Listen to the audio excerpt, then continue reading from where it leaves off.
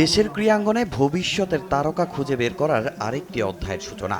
আনুষ্ঠানিকভাবে উদ্বোধন হলো দেশব্যাপী প্রতিভা অন্বেষণ কর্মসূচি নতুন কুড়ি স্পোর্টসের জাতীয় পর্যায়ের প্রতিযোগিতা। মিরপুরের জাতীয় সুইমিং কমপ্লেক্সে সাঁতার ইভেন্টের মধ্য দিয়ে শুরু হয় এই আয়োজন।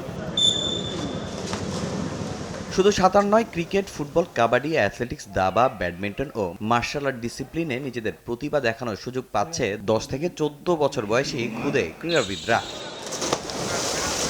আগামী 27 জুলাই বাংলাদেশ আর্মি স্টেডিয়ামে অনুষ্ঠিত হবে প্রতিযোগিতার সমাপনী অনুষ্ঠান। সেখানে উপস্থিত থেকে পুরস্কার বিতরণ করবেন প্রধানমন্ত্রী তারেক রহমান। আর সব ডিসিপ্লিনের সেরা খেলোয়াড়দের দায়িত্ব নেবে সরকার। তৃণমূল থেকে প্রতিভা অন্বেষণের মাধ্যমে তাদেরকে আমরা আমাদের যে বিকেএসপি রয়েছে সেখানে বিকেএসপিতে তাদের ভর্তি করিয়ে তাদের পড়াশোনা, খেলাধুলার সকল দায়-দায়িত্ব আমরা সরকার বহন করব। এইভাবেই আমরা একটি দীর্ঘমেয়াদী পরিকল্পনা নিয়ে আমাদের নতুন করে স্পোর্টস কার্যক্রম শুরু হয়েছে। কোনো প্রকার স্বজনপ্রীতি হওয়ার কোনো সুযোগ নাই। যদি হয় আমাদের কাছে, যদি আমার কাছে আসে, তার বিরুদ্ধে তাৎক্ষণিকভাবে ব্যবস্থা নিই।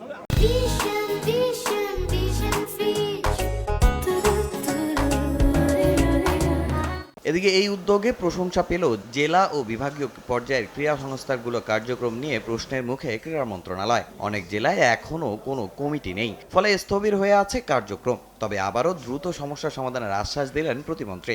আমাদের জেলা কমিটির ম্যাক্সিমামগুলো হয়ে গেছে, আমাদের কিছু কমিটি বাকি আছে, সেটা আমরা ওই 3 মাস ধরেই আমরা এই কার্যক্রমগুলো শেষ করব ইনশাআল্লাহ। সব জেলা ও বিভাগে অ্যাডহক কমিটি দেওয়ার পর 3 মাসের মধ্যে নির্বাচিত কমিটি গঠনের পরিকল্পনা ক্রীড়া মন্ত্রণালয়ের।